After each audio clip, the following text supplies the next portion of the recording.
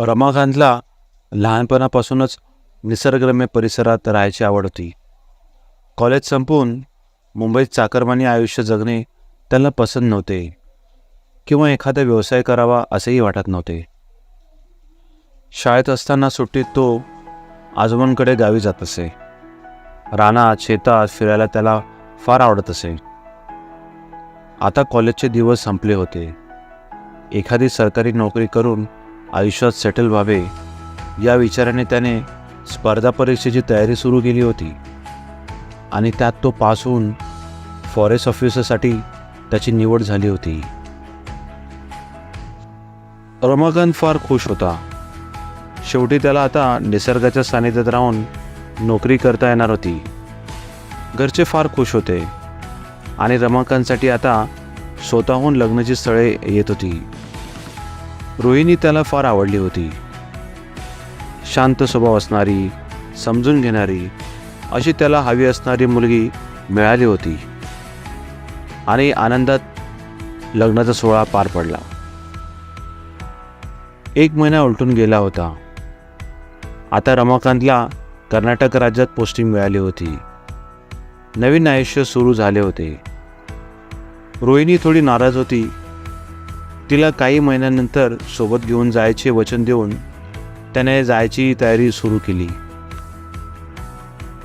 रमाकांत शनिवारी संध्याकाळी दादर स्टेशनवर पोहोचला. नेहमीप्रमाणे स्टेशनवर प्रवाशांची वर्दळ होती.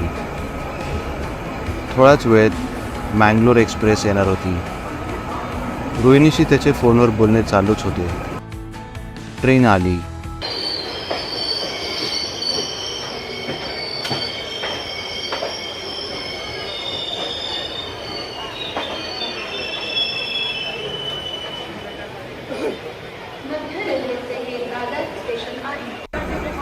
आणि रमाकांतला त्याची सीट मिळाली. ट्रेनचा हॉर्न वाजला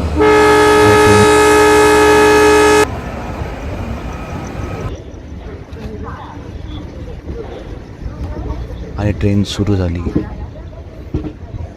फलाटावरून ट्रेन सुटली होती. जसजशी ट्रेन पुढे जात होती तसतसे आपण एक सुंदर आयुष्य सोडून चाललो आहोत असे त्याला वाटायला लागले. ट्रेनने वेग धरला होता. बाहेर आता चांगलाच अंधार पडला होता. तो अंधार रमाकांतला काहीतरी हिंट देत होता. आता आपण एका नव्या जगाच्या शोधात पडलो आहोत. हो ना? आता तर जंगलात राहायला मिळणार. जंगल, झाडे, तिथला निसर्ग. अरे वा, किती छान. मुंबईच्या त्या सिमेंटच्या जंगलापासून दूर. नको ती ट्रॅफिक, लोकांची नको तेवढी गर्दी. यापासून आता सुटका होणार होती. बरं आहे, चांगले करिअर ऑप्शन मिळाले आहे. रमाकांत आता खुश होता.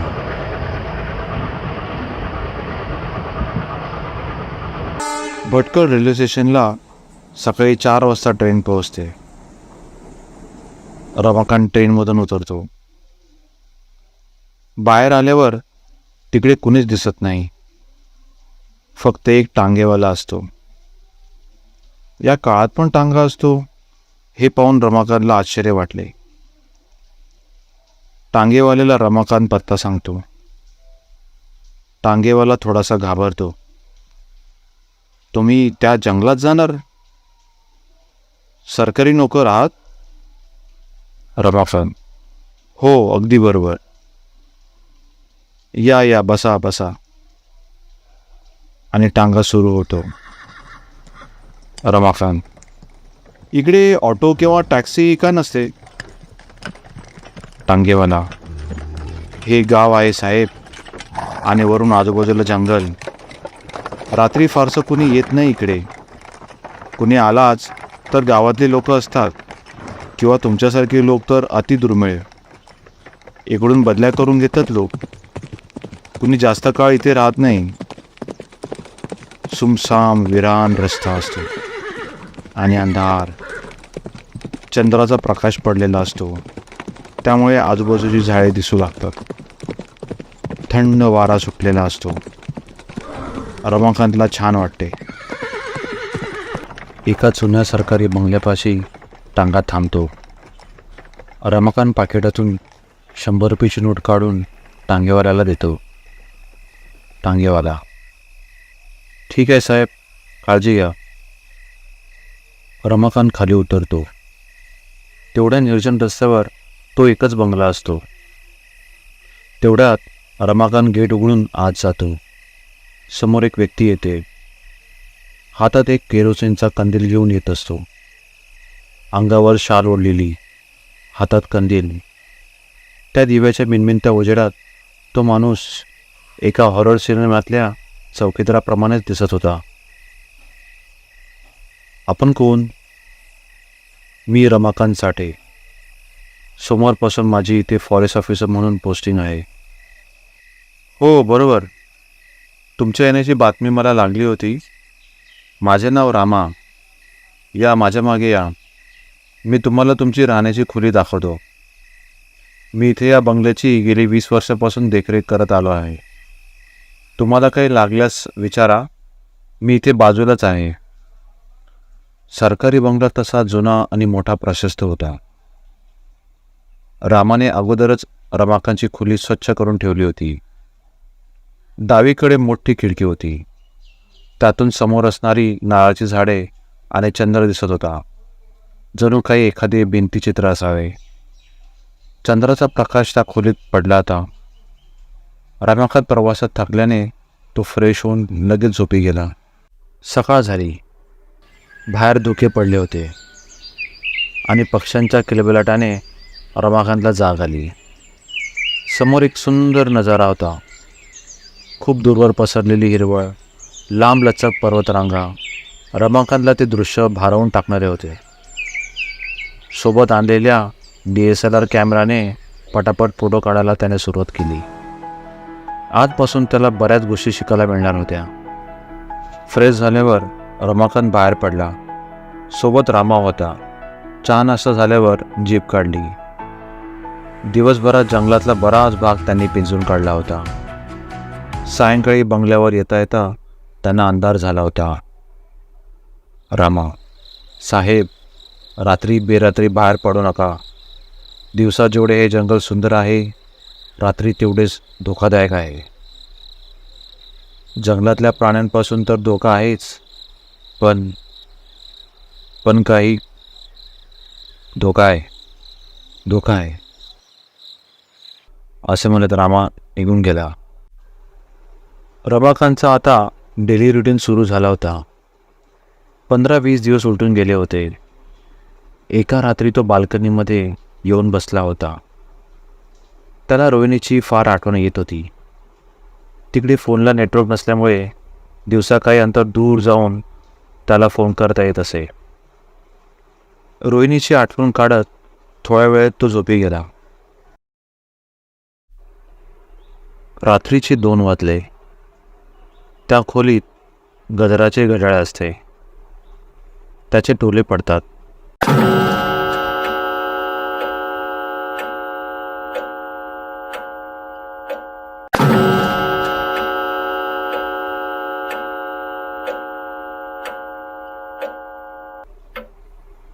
काही क्षणात त्याला झोपेत कोणीतरी गात असल्याचा आवाज ऐकू येतो.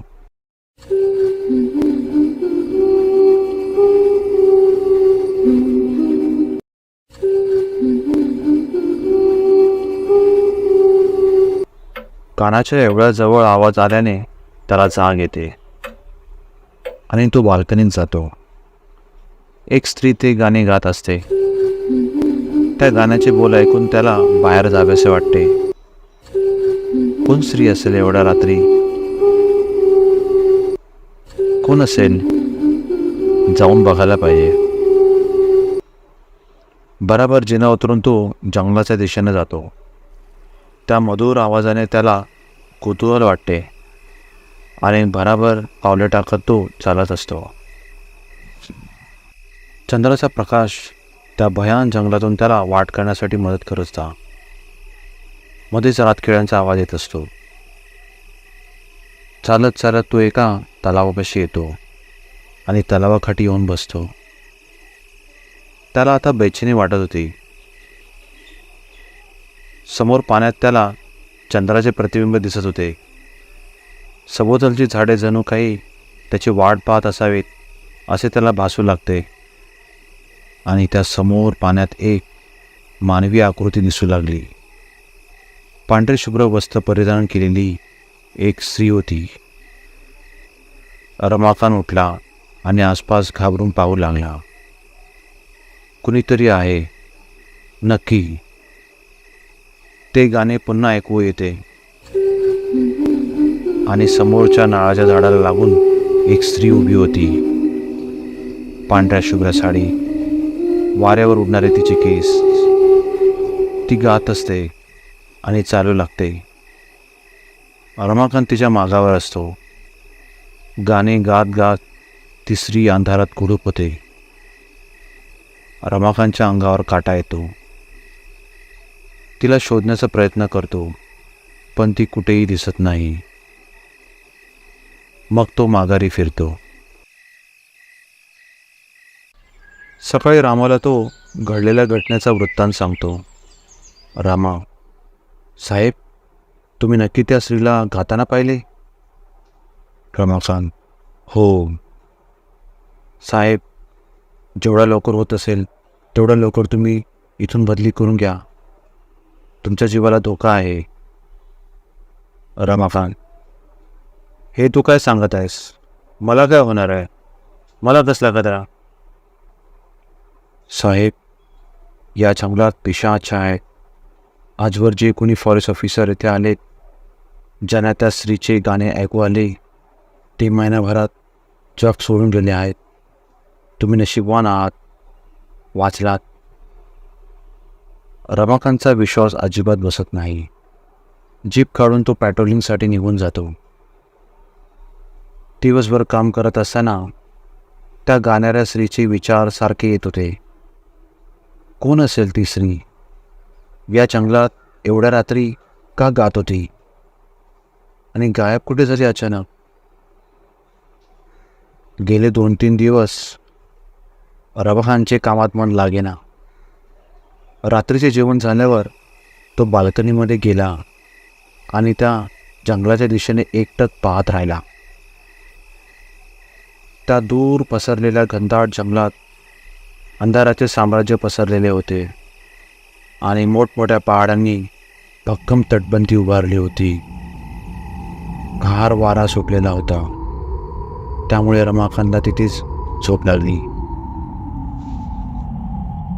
रात्रीच्या 2च्या सुमारास रमाकांतच्या चेहऱ्यावर पाण्याचे थेंब पडू लागले. त्याला जाग आली. डोळे उघडताच त्याला आकाशात एक प्रचंड मोठी आकृती दिसू लागली.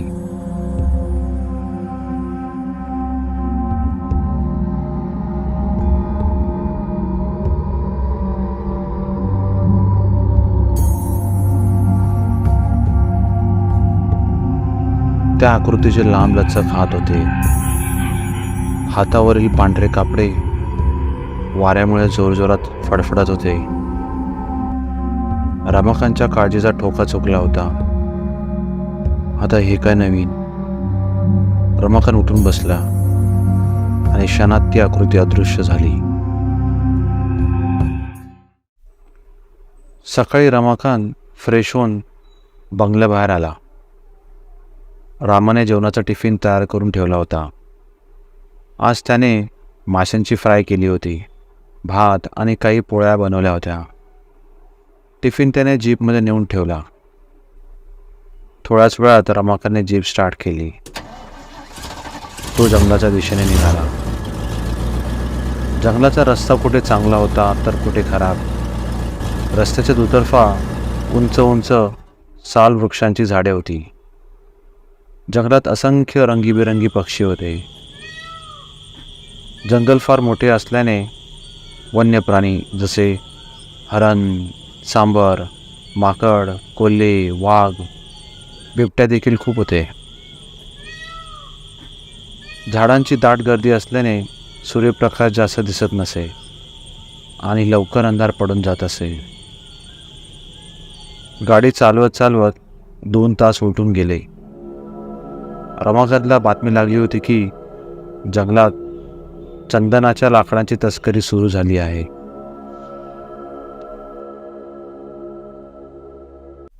संपूर्ण परिसर निर्मनुष्य दिसत होता. बराच वेळ झाला. रमाकांतने जीप थांबवली.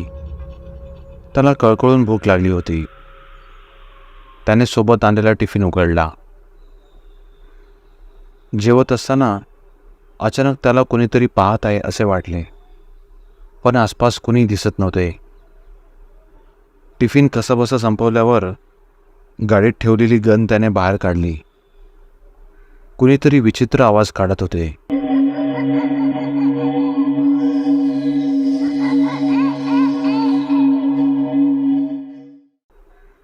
त्या आवाजाच्या दिशेने रमाकांत चालत गेला. चालताना सुकलेल्या पानांचा आवाज येत होता. बराच आतमध्ये गेल्यावर कुणीही दिसले नाही. पक्ष्यांचा किलबिलाट, उंच उंच झाडे, झुडपे याशिवाय काहीही दिसत नव्हते. रमाकांत बाहेर आला. संध्याकाळचे 5 वाजून गेले होते. रमाकांत जीपमध्ये जाऊन बसला आणि गाडीला स्टार्टर मारला, पण गाडी काही सुरू होईना. बराच प्रयत्न केला, पण गाडी काही सुरू होत नव्हती.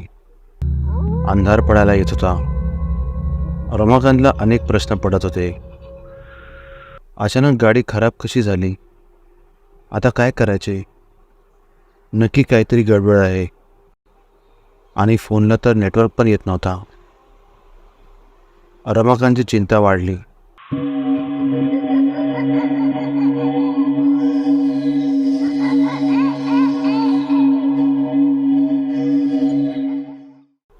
गाडीचे बोनट उघडून टॉर्चच्या प्रकाशात तो काहीतरी चेक करायला लागला, पण सगळे प्रयत्न फेल झाले. आता बंगल्यावर चालत जाणेही शक्य नव्हते. आजची रात्र गाडीमध्येच झोपून काढावी लागणार होती. रमाकांत जीपमध्ये बराच वेळ बसून होता. थोड्या वेळात अचानक त्याचा डोळा लागला. रात्रीचे 11 वाजले. रमाकांत अजून जीपमध्ये झोपून होता. जोरात वारा सुटला होता. रातकिड्यांचा आवाज येत होता. अचानक रमाकांतला जाग आली. इकडे तिकडे त्याला काळोखच दिसत होता.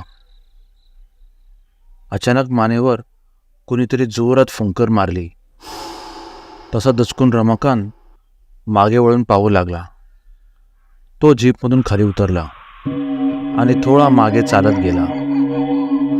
दूरवर कुठेतरी कोल्ह्यांच्या ओरडण्याचा आवाज येत होता.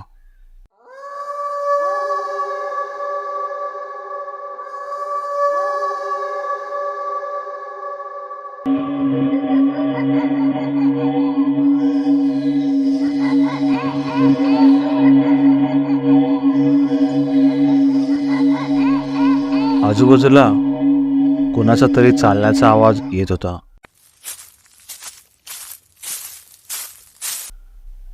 रमाकांत सावध होऊन पटकन जीपमधून त्याने गन काढली आणि त्या आवाजाच्या दिशेने गेला.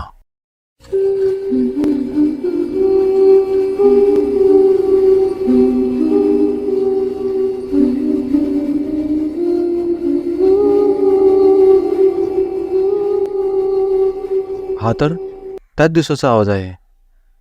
कोण आहे तिकडे? रमाकांत त्या गाण्याच्या आवाजाच्या दिशेने गेला. त्याच दिवशी दिसली स्त्री आता काही पावलांवर चालताना दिसत होती.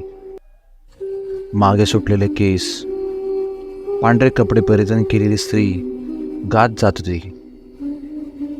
रमाकांत दबक्या पावलांनी तिचा पाठलाग करू लागला. धुके असल्यामुळे अधूनमधून ती स्त्री अदृश्य झाल्यासारखी वाटे. ती अचानक रमाकांत समोर प्रकट होते. अत्यंत सुंदर. तिच्या चेहऱ्यावरची विलक्षण तेज पाहून जणू काही ती एक अद्भुत दिव्य शक्ती आहे असा रमाकांतला भास होतो. बंदूक खाली पडते. रमाकांत स्तब्ध उभा असतो.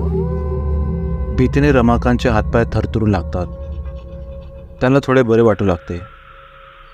आता ती स्त्री पुढे पुढे चालू लागली आणि रमाकांत मागोमाग चालत असतो.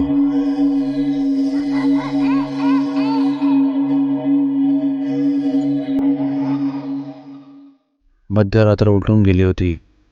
त्या भयान जंगलात काटेरी झुडपांमधून चिखल्यातून रमाकांत चालत होता. रमाकांत भान हरपला होता.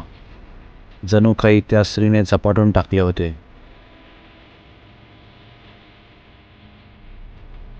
एक पाण्याचा ओढा ओलांडल्यावर दूरवरून ढोल ताशाचे पडघम कानावर पडत होते.